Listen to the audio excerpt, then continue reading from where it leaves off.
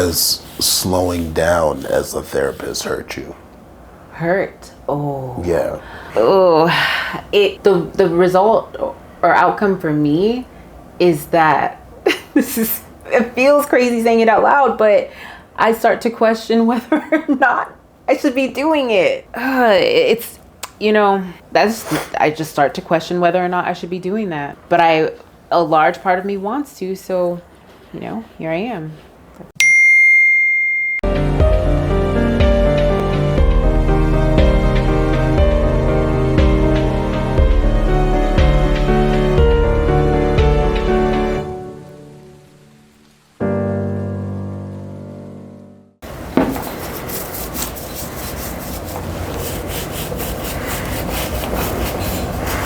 So what are the name of these shoes? These are Air Max. Mm-hmm. My truth is that they're either ones or 90s. Okay. And I don't know. I assume they're the 90s. They look like they have the 90s design. Those are the only two types I own. You're like, if it's sneakers, it's an Air Max. Always an Air Max. Yeah. Told you see how quick that is? Yeah, it's beautiful. Just keep going. It's all about the scrub. Yeah. So, why do you like these sneakers? So, I really love the color gold. Mm-hmm. I think it's just beautiful to look at. I think it's striking. I like the way gold looks on me. Mm-hmm. And I like metallics. When I was younger, my 4 favorite colors were white, black, silver, and gold, mm-hmm. which not everybody would consider those a color back then. When you're young and they're like, oh no, colors are red, orange, yellow, green, blue. Whatever. Crayons. Yes, crayon colors. Anywho, so back then I even liked them. Now I just think it's beautiful to look at. I think it's just, I don't know, maybe it's all of the dimension when it comes to metallics. It's just, I've always liked it. Shiny things. So speaking of shiny things, you've recently become a therapist. Yes, that is true. What are your thoughts on the shiny things who you'll be giving therapy to? I'm going to really start by saying I love them. Everybody is so unique, but I do feel maybe it's a cliche thing to say, but I do feel like it is a privilege to be allowed in some of the deepest, darkest corners, or maybe even the lightest, little parts of their lives. That's just a privilege by itself. So I do think of all of them as very, very special. Is there a reason you became interested in therapy? Yes. Wow. Okay, I'm going to try to make it like a medium length story. I mean, if it's a long story, I'm really okay with a long story. Okay. So when I was little, I just remember talking to people about what I wanted to be when I grow up. And my answer was often like a doctor or lawyer. But when I started to get a little bit less little, I wanted to be a professional helper because I realized being a doctor or lawyer didn't really seem that interesting, or just stressful or whatever. Little did I know. Little did I know. Oh man. So, okay. Being a professional helper is not like a real thing. Not that I've seen listed anywhere, like Indeed or whatever, but, as I just went through school, I think it was high school is when I had my first psychology class. And I just really loved it. It was really one of the few things that could hold my interest and just be engaging for me. My grades were bad at times in other classes, but anywho, so I really enjoyed psychology, behavioral science, brain science. And so, when it was time to apply for college, I was like, oh, I really liked this thing. So applied for psychology programs, got in, and I was like, oh, I don't want to be in school so long that I have to get a PhD or doctorate and practice psychology that way. I think it was maybe my junior year, I was taking some kind of lab, some psychology related lab, and one of the instructors was a graduate student. So I got to talk with them. They were a social work student though. It was just really nice talking to them about their experience, why they decided to do that. And I was like, that makes a lot of sense. You know, for me, taking the route of social work was nice because it really gives you like a broad, in my mind, I think of it like, a broad offering as far as your options, but you can also be super like zoomed in on something too. So anyway, it was what interested me. It is what I had said I wanted to do when I was little because I enjoyed helping people. And of course there are other ways to help people. We all, there's so many ways. And at one point after finishing college, I started working, and then I think I was working with DC government, and I was doing some training. That's what it was. I really enjoyed, like it being an instructor. That then equated to teaching in an academic setting. So I took this position as a teaching resident in a program around here, and then I started teaching, and I really enjoyed it. It was very fulfilling. I just often felt limited. There were a lot of students that you can reach in just 1 year. So that's great, but I felt like I just couldn't offer them as much as I would like. So it's like, okay, let me get back to this idea that I had before, and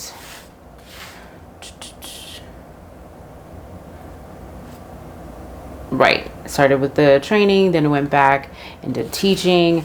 I really loved working with kids, so that was a sweet spot there. I just wanted to, I guess, have more understanding of human beings and just how to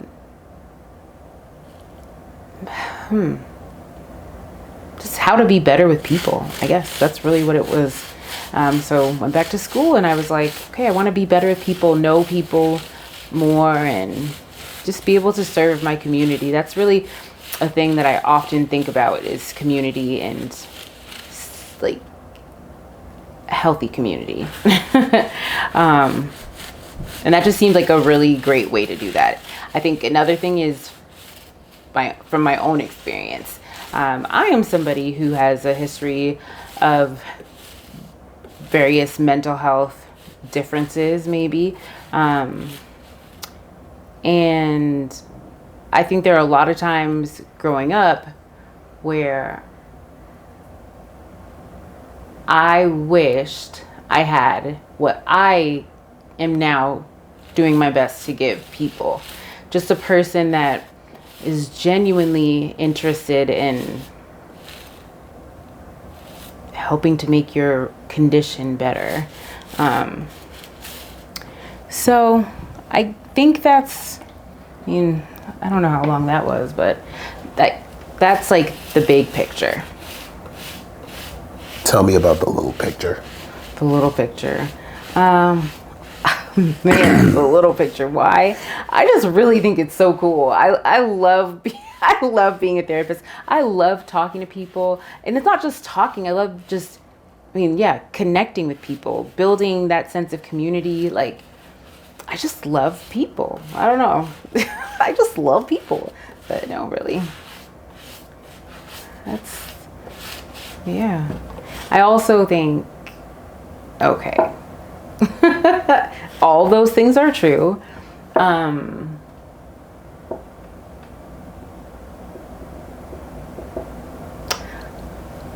think the reason I've always been so interested in all of the things about human behavior and the mind are because I think I'm always trying to heal myself. Whether or not that is, I don't know how these things completely work. It's a lot of different things involved, but I was also the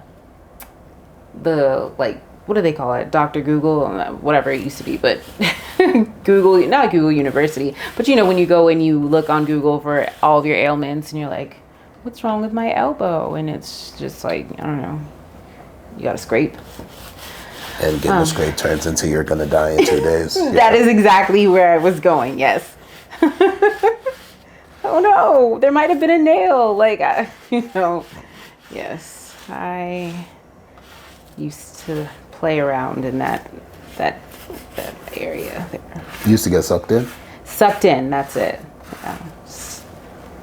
Start by dancing around, then you fall in, and it's, Next thing you know, you're dancing with the devil. Yes. So, you help little people. Tell me about these little people. Oh, the little people at that place. Also, you can use the towel if you want. That towel is for you to dry it off. So you don't just, get too much on you and stuff. Thank you. Yes, okay. There are little people everywhere. Gosh, what is that like? It's like, it feels like the greatest gift and greatest curse. Okay. I love these people, the little ones, but loving them means that you give so much, and trying to even begin to fathom what the ideal healthy boundary looks like, it just feels like a big joke. Like I can start to fathom what it, potentially could look like in somebody's mind, but like what a good, I don't know.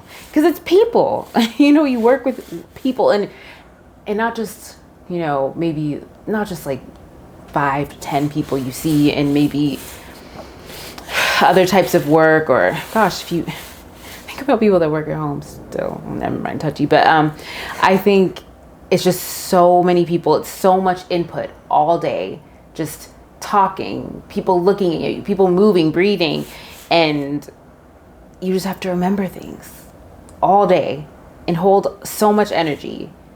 It's like catch, release, but it's just a lot. And I don't always think about how much it is until somebody stops to ask me. And not only until somebody stops to ask me, but if it's somebody who I think might actually want to hear the answer, because I don't think they would ever think they were going to hear what I'm going to say. It's like, I hear people talk about Abbott Elementary and how they're like, oh, is that what your day's like? And I refused to watch it for years. I was like, I cannot go home and then take this in some more. Like, show myself an act of love, and just sometimes I just go home and I sit on the couch in silence in the dark, TV off, nothing, because that's as far as I can make it. Okay, but I'm saying a lot of bad things. I don't think those things are bad. I think those things are honest. Yeah. Because that's what this is built on. Hey, what is that experience like? Yeah. Man. It is exhausting. Mentally, physically. I mean, I get a lot of steps. Like, I don't even know. Not quite 10,000. But I aim for 10,000, and it's pretty easy to do. I actually was doing a lot of notes today, so it would have been anyway, physically very active. Mentally, it's like, of course, mental health practitioner at a school with hundreds of people. Anyway, so, okay. That's the physical, the mental, just information overload, the emotional. Oh my gosh. Think about one crisis in a day. Say somebody's, their step uncle had a heart attack and they're really upset. Now, okay, think about not your step uncle, it's your aunt, and then your brother got shot last night and you had to help to try to get his body in a safe place and it didn't work. And then somebody else says their mother is in hospice, and then somebody, like, there's so many people. I only work with 2 grades. Like, how many kids would you say altogether? About 200.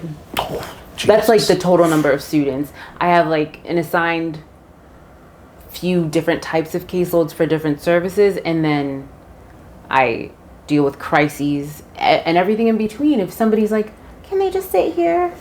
Though I shouldn't say that on camera because they don't know exactly. Anyway, being asked to have people held in your space and they had nothing to do with you, and you're supposed to be on a virtual meeting, and then you were supposed to make some tardy or absent phone calls, and then it's just there. It's funny. I was telling one of my colleagues yesterday because she was really worried. She's been having trouble like with sleeping. To me, what I was hearing were signs of depression, and she kept talking. I said signs of burnout as well. You know, they can be very similar. What's the difference between depression and burnout after you finish your story? Oh, yeah. So for her, she just feels, I think she's feeling a lot of like the brain fog, trouble sleeping, she was saying, and she was saying that when she comes to work, she's feeling that just like she's feeling it at home. I think, you know what? I won't even say that's necessarily the difference because everybody is different. You know, for her, she's able to, I mean, she's having difficulty at home and at work with initiating tasks and, you know, just having motivation. She doesn't really feel like doing much. That in the short term, or as long as a trigger is present, could be burnout. Depression, you know, the trigger might go away and the symptoms may just stay. And then, well, I don't want to get too diagnostic because there's so many variables, but typically like major depressive disorder, you would show a specific number of, you know, you would hit a specific number of criteria in your symptoms for 2 weeks. But, and you know, then there's like seasonal depression and there's just, you know. But anywho, I was talking about burnout and I can't actually quite remember why. Talking about the little people and... One of your colleagues was talking to you about what they're going through. Yeah. And that's what led to the diagnosis of you may be suffering from both depression and burnout. Yeah, yeah. It's very real in a role like this. You know, I'm as a teacher or as a counselor? Oh, wow. I think working in education, just period. Working with kids, working in education, but it's like with education in general, it's like the volume of it all. You know, everything seems so like magnified or exponentially just greater in scale. But yes, okay. So it is a lot. And she even was telling me just things that she's trying to lean more into her faith, and she just can't seem to shake it. And so I was telling her, so personally at home is where I have been really having a hard time. I feel like I've been really putting my emphasis and my energy on work. Me. You. Are you talking about you or her? Oh, me. Okay. Yeah. Oh, yeah. I personally have been putting a lot of my energy on my work and neglecting home. I think what I've been doing is making myself busy to distract myself from other things it's really bad. It's cyclical. It's like I have some little things, you know, brewing, and I push it aside and I'm like, okay, I can deal with this a little bit later. Push some more things aside, and maybe it is just a little bit, but it's just going to grow and grow, and then all of a sudden you have a big thing. And then that pile sticks to each other. Mm-hmm. And right now it's piles of laundry, clean laundry, which is like nice because I got one step done, but it's sorted. Some of it is folded, but it's been there for weeks. Not 1, not 2 weeks. Like 2 is weeks, but yes, it's to the point where to me it feels so unusual, and I'm not going to shame myself, but that's inside. I feel maybe embarrassed or some one of those where I'm judging myself because I'm like, what the heck, just put them away. I walk in every day because they're in my living room right now, go sit on the couch, maybe in the dark. Maybe there's music, you know, maybe the lights are green, something, but walk past them, sit down. When it's get ready to go to sleep, this sounds so bad saying it out loud. I may or may not go to bed. I may just fall asleep on the couch and wake up at 4. This is actually, I hate this for me. Ooh, yikes. This is not great. But you still allow yourself to be gentle with yourself about this. Yes, I do. It's actually, it's like moments, there's certain things that I can recall people saying, people in education. So whether it's students, their families. One today was a student saying, "I'm sorry." And I said, "For what?" They're like, "I just wanted to tell everybody I'm sorry." And then I got actually quite concerned because the tone, but then it switched a little bit, but still was just like tugs on your heartstrings, I suppose. So I'm sorry that I'm sorry that you all probably are like, don't want to deal with me anymore, are ready to give up on me because all that you like do to support me, and then I still make bad decisions. Something along the lines. So I was like, no, that's not it at all. In my mind, I'm thinking like, you're a child. I'm working, but it's more than the work. You don't do work like this if it's not more than the work. But just the worst part of it was then I was like, oh, but this is the message that other people are sending to this child, that you are no longer worth my time because you've inconvenienced me. Yikes. But then you also see how that plays out with adults now. Yeah. They're just old kids. Mm-hmm. Yeah. Do you ever... It's looking pretty good. Do you sometimes have moments like that where you can relate to where the kids are coming from and think about how you've had to outgrown that self-imposed opinion of yourself? Ooh, yes. Oh, man. And that, you know what? That's what gives, when it's hard, when hope is hard for some of my kiddos, because that's just the reality, that's what sometimes gets me through, like thinking about, oh, I was in a spot like that and I did it, or I heard somebody else's story and here they are. Like, you've got to have something to help you hold on, like there's hope, because some of the circumstances can just be so bitter cold.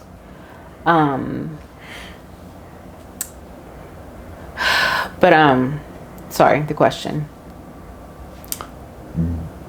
I forgot the question because that was a great answer. But I said, do you sometimes relate to having to overcome those self-imposed opinions? That's right. That you used to have of yourself? Yeah.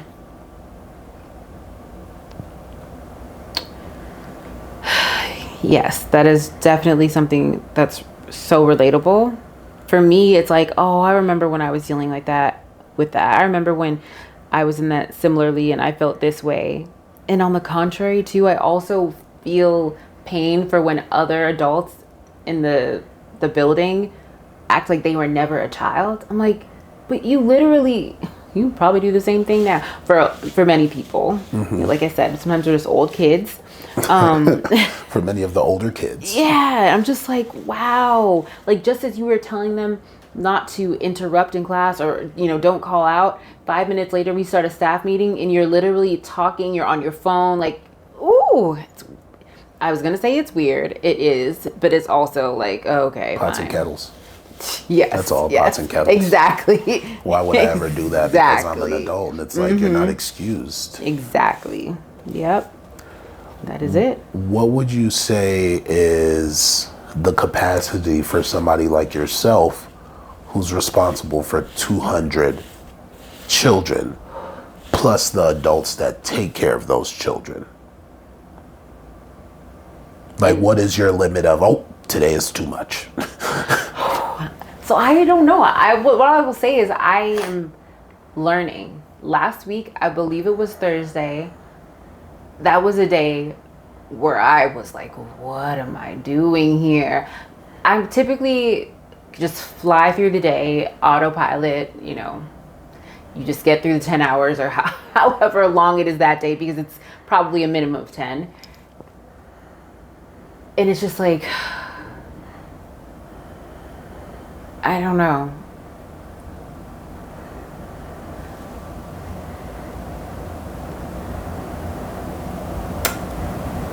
It's a lot.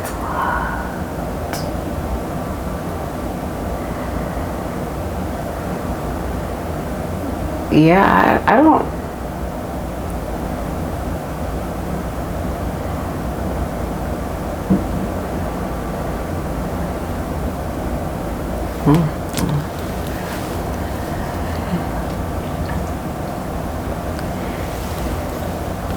Oh. I think it's nice not to have answers to all the questions. Yeah, it's like the more I start to think, I'm like, wait, what? How? How have I been doing this whole time? Yeah. Because, like, yeah, I don't know. Because sometimes I'm like, okay, the autopilot is the problem. Sometimes I'm like, the slowing down is the problem. Sometimes I'm like, all right, now you have to explain that. How is the autopilot the problem? Like, what do you run into when you autopilot? well, depending on the level, sometimes it can be mistakes, like mindless mistakes because your mind isn't focused. It could be the impact of to others or on others. Like I'm here, I'm on autopilot, I'm being observed by 200, maybe the other 200 are watching too, right? Yeah. So it's like you're modeling behavior that I don't want to be copied. Do you have a story of that? How autopilot caught up to you and you were like, oh, I've been on autopilot for 2 weeks and I didn't even realize it. Yeah, maybe even longer. So when I was in grad school, it was my second year. I don't know how long this was, but it was a long time. Okay, so I'm thinking it was definitely second semester of my second year of grad school. I did an international like service trip with my colleagues at grad school. I don't know why we were having some type of meeting. So it was all of the students in this particular program. I don't know what we were talking about. I guess we were reflecting. I think we had come back from were we on the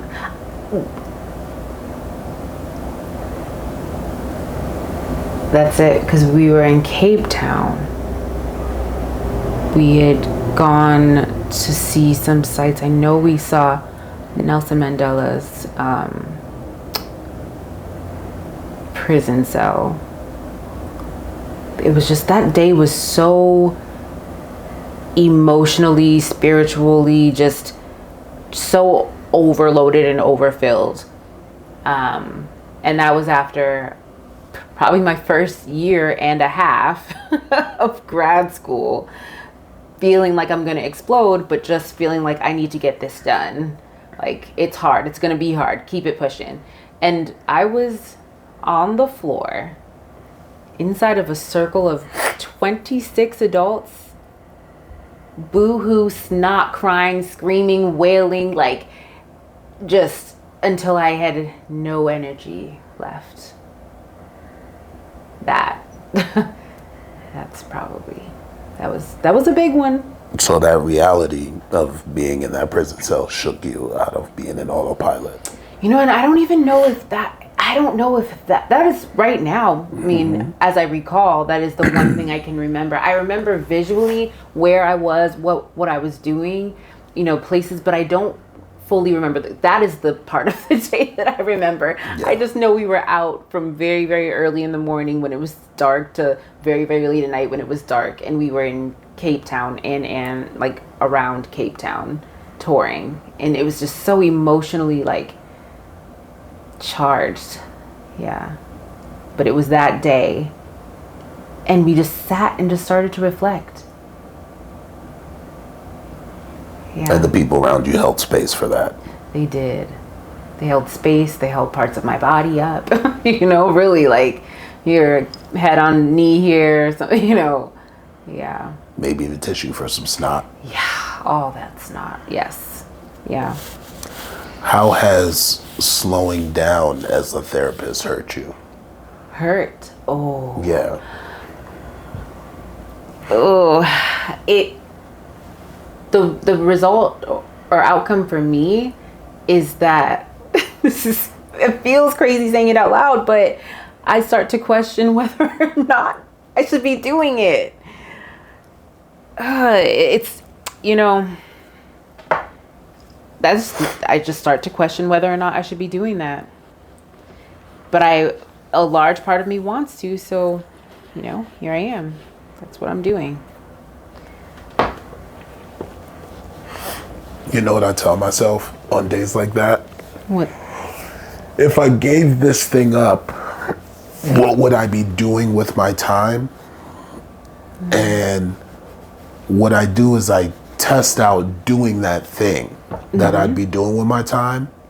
Okay. And I question, am I able to do the thing and not think about the other thing I'm not doing? Okay. And that's usually my measure. Okay. Because mental health platform, do these interviews, Mental Health Monday, In My Shoes. In My Shoes is about the reality of a day in the person's shoes. Yeah. Right? Can I meet someone and in that conversation of we're having lunch or I've met you for the first time, can I meet you without being fascinated by you and thinking to myself, oh, doing an interview with you would be so lovely? And that's how I go about the measure of should I be doing the work or not? Because sometimes doing the work isn't always what you've accomplished. Sometimes it's what is that initial feeling that haunts you and chases you down even in your free time. Oh, well, that's promising. Yeah. That's promising. And it's never from guilt because, you Yeah. kind of recognize what guilt is, but you also recognize I'm pretty sure in the work that you do with the kids, between the kids and the adults and everything else, sometimes you're like, I wish everyone would just not talk to me today. I literally said that recently. Right? I don't know why I whispered, but I literally was like, I don't want to hear my name again at all. And then I I had a little tantrum. I stormed off. And it was, it's funny because, I talked about how earlier the adults, we're just old kids. And, it's there in all of us. The best we can do is practice every day and try to be a little bit better at not having tantrums at work. But your job is you guys are supposed to need something from me. And when you need that thing from me, am I good enough to give you either an answer or at least the reality to what's going to come of this? Oh yeah. The reality. Right. And you keep it very real. Yeah. Whether they like it or not. Why won't that kid stop tapping their feet? Well, they're a child and they've been tapping their feet for years whenever they feel excitement or anxiety. Yes. And it's your job as a teacher to accept them for who they are because it's not actually disturbing the classroom, it's disturbing you. Right. Oh, it's not about you. Not that part. Yeah, but Learning you have to goal. figure out a way to say that to them without saying the words, it's not about you. Yeah, people don't like that, huh? Yeah. Even though it's true. Yeah. That's so real. I had a therapist of my own that told me once, what makes you think you're that important? Why does it have to be about you? That stuck with me. I was so mad. I was so mad that day. Do you remember why she said that to you? It was a man, but he... why he said that to you? Because it was actually very interesting. I was blaming myself for something. Oh. Yeah, and so it was a kind of a strange way to hear, or what if it's about something else? But I was blaming myself for something. And then he stopped and he's like, what makes you think you're that important? That it has to be about you. They have a whole, rest of their life, whatever, going on. And I was like, oh. Damn, he gave you a beautiful way out. Oh, yeah. Oh. That one, that was years ago, and it's still stays with you though. Oh yeah, I take that everywhere. Yeah. Did you see that mindset of you thinking you're that important bleed into a lot of things prior to him saying that? Yeah. And then after he said that, you realized where it was showing up. Yeah. Because I tell folks, whether you're a cheater or you're loyal in your relationships or what kind of messy or not messy person you are, we tend to make the same mistakes in different parts of our lives, and that's usually what leads to the problems that surround us. Yeah. Yeah. But I really, really, that shows in a lot of parts of my life. I don't know that a lot of people talk about it lately in my own practice as a clinician. I've been talking a lot about core beliefs. So they're like beliefs that you have had about yourself since you even knew what beliefs were, like just from early childhood, we'll say. So a core belief could be something like, I am not worthy of love. And that's not something that, you are just actively thinking every day. You walk around and, you meet you meet a kid at school and they give you a hug. You're not thinking, I'm not worthy of love. Don't touch me. It's not like that. It's just deep, deep inside. That is something that your actions and everything that you do kind of like indicates that is a belief you have about yourself. So that being said,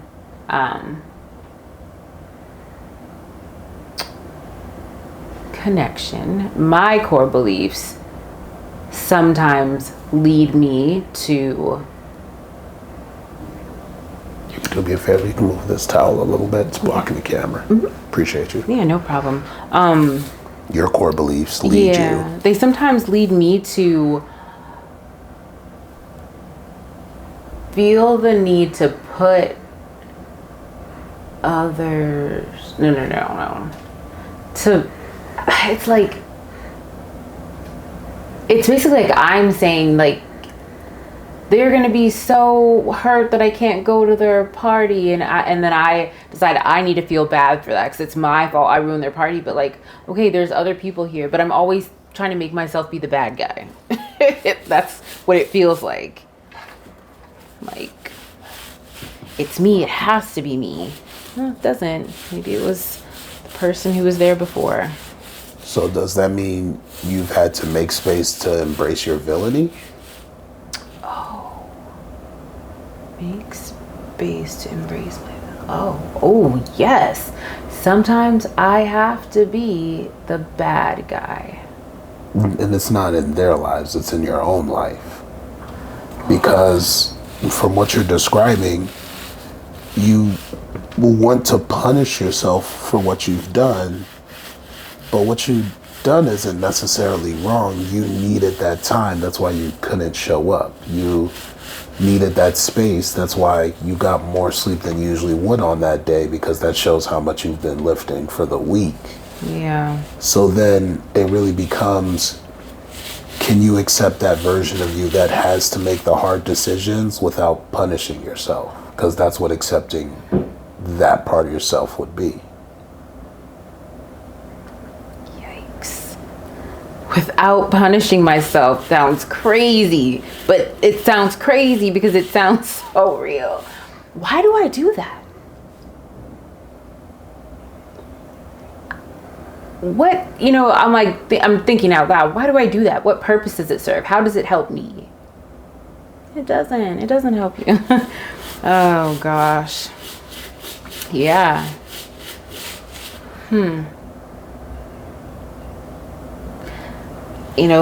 The biggest monsters are the ones right inside our head. It's very interesting. Embrace such like villainy. Yeah. Sometimes but when you realize certain things, you are then responsible for change. That's the part that sucks. I know, that takes energy, Yeah. And it's like when you're already so exhausted by the day, that is, let's say, the day has gotten to be 11, 12 hours and, maybe you didn't even eat because that is real. And that's easy to do. The other day, it might have been yesterday, one of the gym teachers gym teacher, because this is like something that this person likes to emphasize. They did not eat lunch. They covered 2 classes. One was social studies. They already teach like a literacy block. It's so funny. It's like a different grade than they normally teach. They're like, Mr. Make Me Read. But the point I'm trying to make is like, why is this gym teacher, first of all, well, it's in your contract, you have to do other things, but it's like, gosh, no food. I came here to teach some PE. Then it's 8 o'clock, because then you had a game or practice, you had a coach, and then you got to wait for the little rugrats to get picked up to go home. Might have to get a kid an Uber.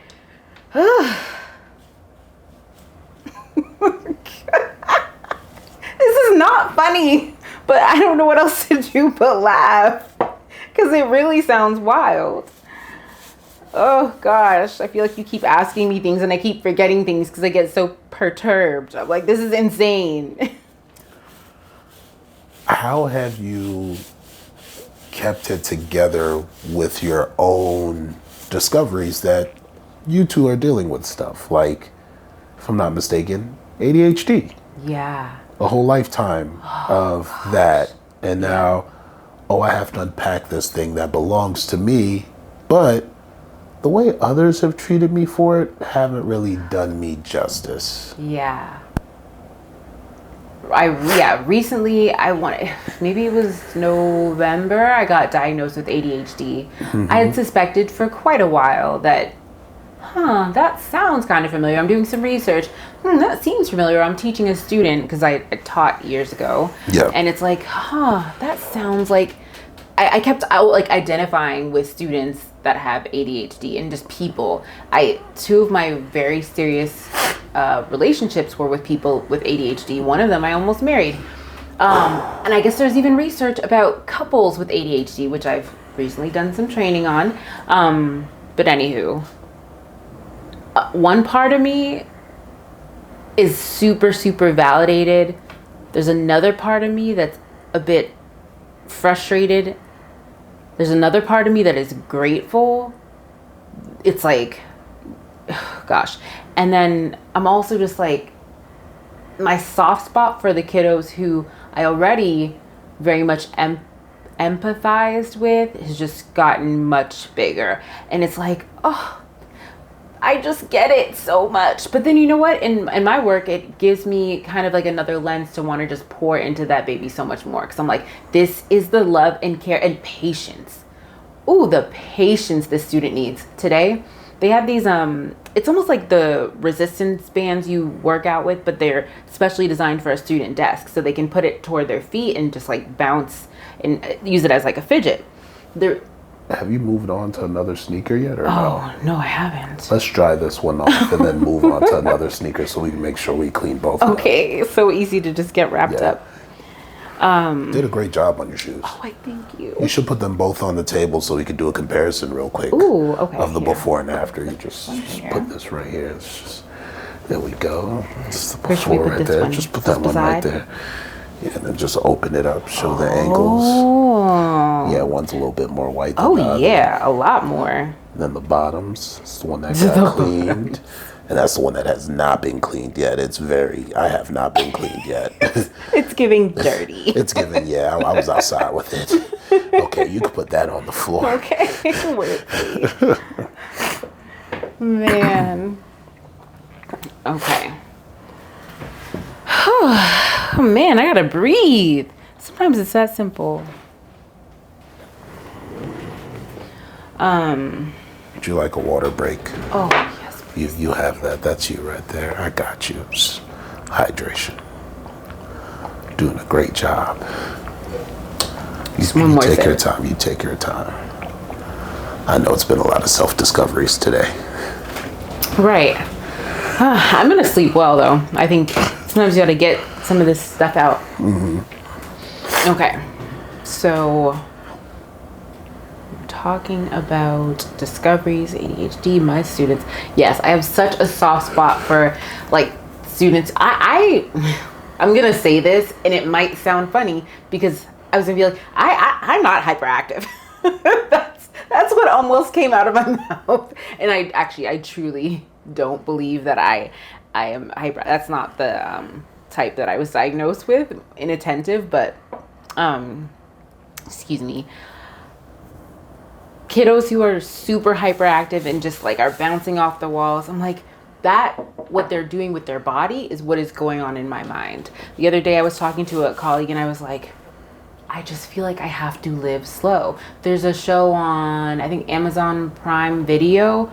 I'm a Virgo, and the main character is huge, but the tall guy. Yeah, the tall guy. The girlfriend that works at the burger place, she has to live slow because she moves so fast. Like, she's making burgers, and it's like, I am her inside my brain. And it is exhausting. I have said things like, I hate my brain. This is years ago, and I didn't know what that meant. I just knew that I didn't like how it felt up there. And so it,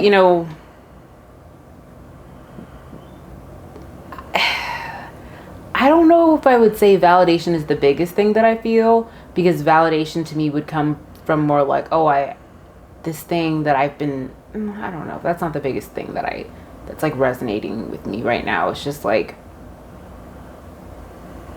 what do I feel about that? Maybe I feel like a bit more empowered in that I know what resources could be helpful for me. I'm not necessarily a person who typically will feel like validated by, or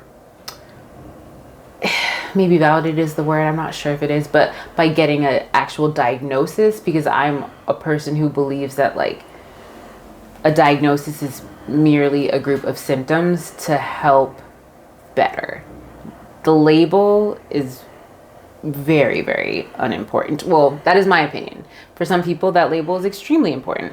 I just think that it is just information. And I think when you have the labels, people are emphasizing that, then it becomes problematic and it becomes hateful. And then you get kids at school saying, oh, that's bad kid. Like, first of all, having a specialized education services doesn't make you a sped kid. It could be for any number of things. Yeah. So that is what I think it has done most for me. I mean, definitely like validation and knowing, and just also being like, oh my gosh, relief. Like, so yeah, I guess it's like, so there's a reason that I'm acting like this. There's a reason everybody's acting like whatever, which is why I didn't want to say that. But I mean, just gives a name to it, makes it a little bit clearer for me. It doesn't feel like it's just some random occurrences that I'm just like, maybe, I guess it normalizes it. That is validating. So we'll say that. Yeah. And it just like, I think another thing too, as I'm doing more research just generally around ADHD, like I said, ADHD with couples, ADHD with schools, ADHD for women too. I think I realized just how many people are impacted by ADHD, other like, just other differences. If it's like a, maybe on the neuroatypical front, or maybe it's, any kind of difference, any difference in ability or whatever it is. It's just like, you don't have, I guess it's what I'm saying is it's less important the name of it or what it is, but whatever that means for you. Maybe sense can be made of what I just said, but it's not to be limiting. It's supposed to be empowering. It's supposed to be information, a tool, a resource. Yeah. Are you proud of who you've become? Oh yeah, definitely. That might have been something I was thinking about on the way here. Earlier today, I think somebody was talking to me about dating, and I was just like, yeah, I'm good. Like right now, I feel like I'm good being with myself, and that alone makes me proud. I think to get in this place that I am, it took me really working really hard to know myself, and that, I feel like that is the skill. getting to know yourself is the skill, not like an achievement, but it's an exercise. And I'm very, very proud of that. I'm proud that I have dealt with what has felt like a monster of a mind and still done so many things, been so many things, been so many, like seen so many parts of myself. Just, I feel like my world is big because I have done so many things and I have experienced so many things. And that feels very good to me. I feel like I get a very, like people are like, oh, I have a really full life. I guess that's what they're talking about. Yeah. And it's like, what year is it? This always happens. 2025, 2024, 2023, my dad died. And I think about like what, because my dad, I could talk about him for hours. So I'll try to think about things that make connections to each other. Well, my dad I like to say, like, he was my guiding light, like my North Star. And so when I am trying to measure up, I measure up to the person my dad would want me to be based on the 35 years that I got to know him. A day short of 35 years. But that's another special thing. Yeah, so I do feel proud. Actually, the very last exchange we had was my dad sent me a text because I had just showed him, I was partnered with a psychotherapy practice, and I sent him a link, and he was like, all right. Because he was like, that's excellent. But those are words that my dad would use, like, all right. He would say it like that. It was a text, obviously, but I could hear it. And so that's like just something so special. It was like, oh, great. Dad got to catch that one. So yeah, I am proud. In the newer chapter that you're leaning on of becoming a full-time therapist. Yeah. What would you say you've come to realize that's going to be the most difficult part of your transition? Today, I thought about this a lot today when I was talking to a kid in the gym about some stuff. I was like, man, I really love these kids. They annoy the hell out of you. Like, you just want to shake them. Like, sometimes I'm just like, I just feel like, I don't know. It must be what like my parents were feeling like when that you look at them and then they think they're crazy. You think they're crazy, but you're the one who's, I don't know. Everybody looks crazy because kids, that is what I think it must be like. Something like this. I don't have my own children, but they bring a different part of you out. Okay, now getting back to what was being discussed. Okay, I'm working my way back there. What was I saying? What's going to be the most difficult part of your transition? That's it. I love the kids. I think that is probably the most difficult part. Aside from that is the financial stability, just stability in general. I worry about being able to survive. I've got family, I've got a lot of friends and loved ones. So as I say that, I feel like I'm doing one of those things where I smack myself in the face and be like, you're fine. But I think it will be difficult just making sure that I can survive financially, be able to pay bills, because leaving a full-time salaried position, I lose benefits. I lose a very fixed, reliable as can be income. So that with that comes fear. I know that yes, you can plan for things, but I'm terrified because I have never been in a position that I am. Change is hard. So change, sadness, attachment, I suppose. Yeah. And yeah, I think a really big part of it is comfort. I'm really familiar. I've been where I have in total maybe 10-ish years. It's a lot of time dealing with some of the same information, routines, and procedures and stuff. Also being in education and making okay to good money in education, which is rare. Yeah. Especially in my, as a social worker, you can come out of grad school with a whole lot of debt and not a whole lot of money. Yeah. It's a story that's true for a lot of people. Terrifying. Yeah. So yes, that is hard to leave. It's hard to leave, and I'm trying to be smart because I know that I have a tendency to be impulsive. Comes with the territory. Yeah. So I and it's like when I know it's been years now that I'm like, okay, got to do this thing, and here I am, and I don't want it to be next year, and here I am like, oh, I've been trying to go for 2-3 years now. That's not cute. That won't make me feel good.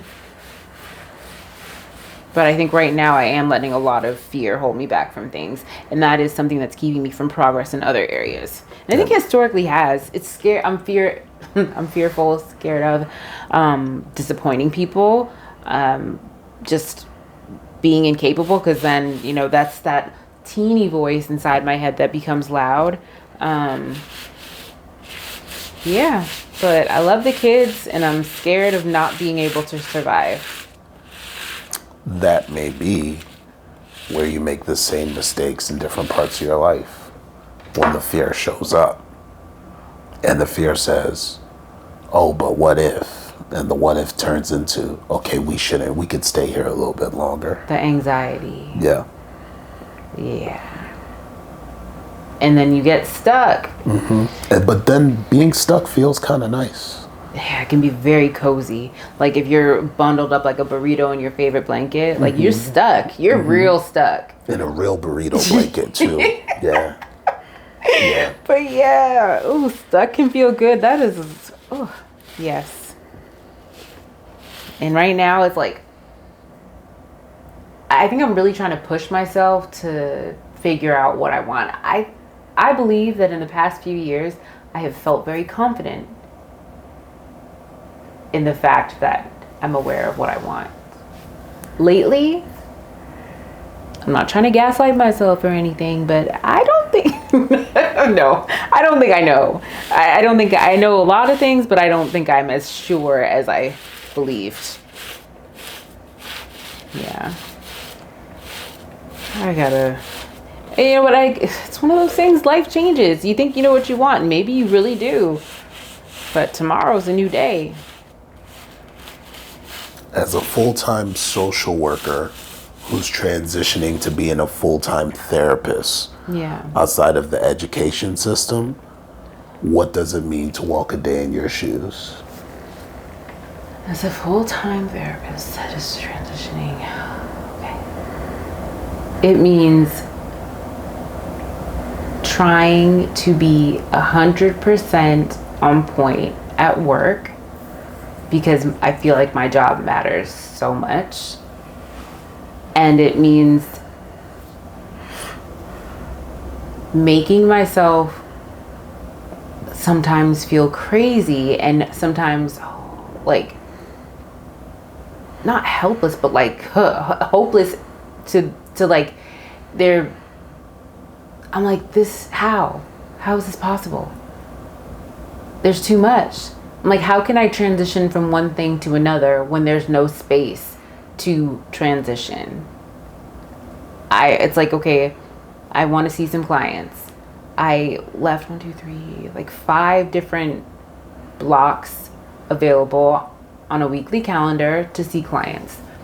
And then I start getting clients and I'm like, oh, no. I don't know what I thought. See, after I get home, it's like, okay, I get up. Lately, I've been setting my first alarm for 4:45 in the morning. So I get up.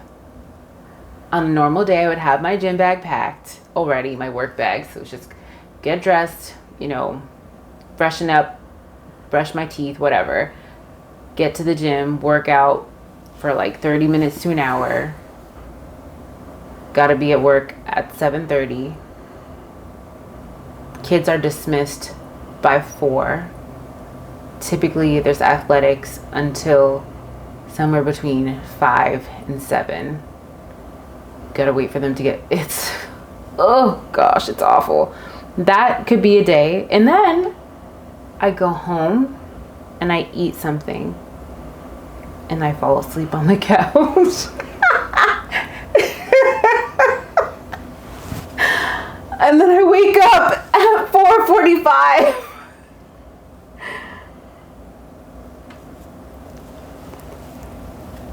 Would you like advice? Yes, please. Because I think my eyes look tired. I know that to be true. No, they look healthy still. Okay. Do you remember freshman year I almost failed out of college? I do think I remember that. Right? You remember my coach, Jake? He was the coach that recruited me, right? Yep, I remember. The piece of advice that he gave me that turned around not my effort, because my effort was always there, but my focus was I'm gonna imitate how he says things, because that gets to the point better. He's like, hey Jones, hey White, right? He said, White, I'm gonna tell you something right now. Now when I was in the Navy, right? You know, I was in the Navy, right? Deep diving, and they used to tell me you could only be good at 2 things, not 3, right? And your issue is you're good at being Mr. Popular, social butterfly. Everybody loves you. You can't take a step without people talking to you, right? And you're good at the athletics right now. Athletics, y'all lifting everybody in the gym. But you got to get your nose in the book. Now you're taking these tests, you failing some tests, you passing some tests, but it's not good enough. And you got to remember, school, the thing that keeps you here. Yeah. So in order to pick one thing up, you got to put something else down. Okay? Yeah. And when you learn to put the other thing down, you'll get good at what it is you want to do. Yeah. But until you put that thing down, you're going to be juggling, realizing you one hand short of catching everything. Yeah. And there's 2 things in your story that I already know you're going to have to switch out for what you're trying to build now. I'm not going to say it on camera. We're on camera. It's got to be private. Okay. Yeah, camera. Man. It's like adulting. Like it is. In a big way, making choices. The choices. For ourselves? That's the hard part. And we have to live with that. Yeah, but you also have to be willing to make mistakes. Oh, yeah. That's the most important part.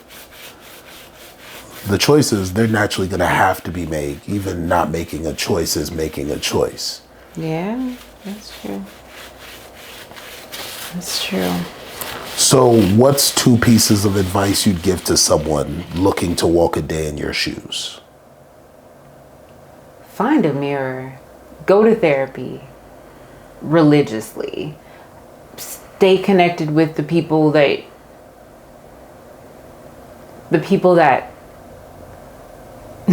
make you feel well.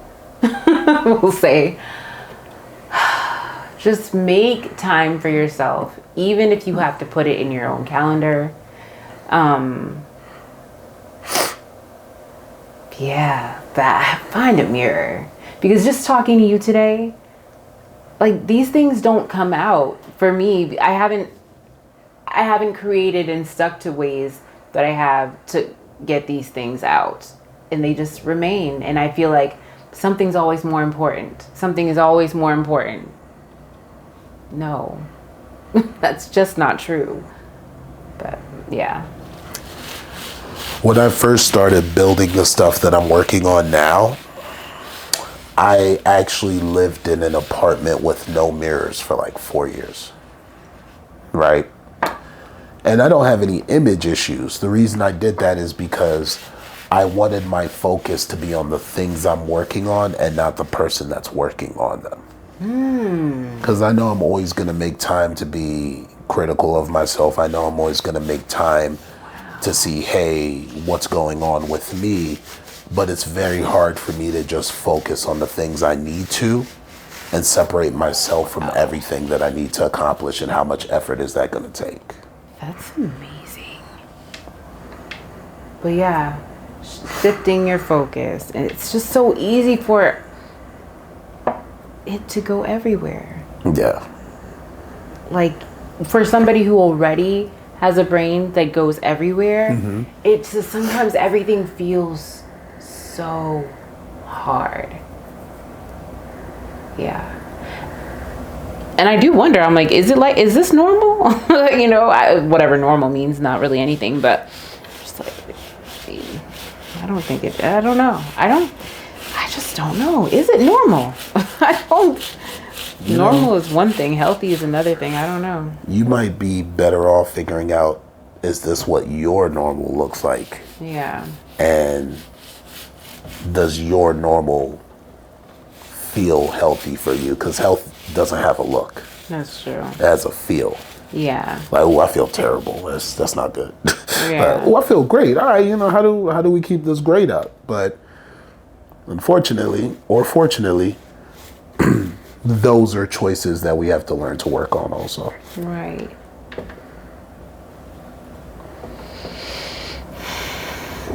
These choices. It's so funny because when I work with some of the kids especially, they come in and it's like, they tell me all this stuff and I like want so badly to just tell them the answer. And then I think about how difficult it was for me as an adult learning to make my own choices. Yeah. I'm like, ooh, let me help this baby out just a little bit and ask them a question or three so they can make a choice. But it's like, we get so busy. It's so tempting to just push the easy button on things, but it's not that simple. Yeah.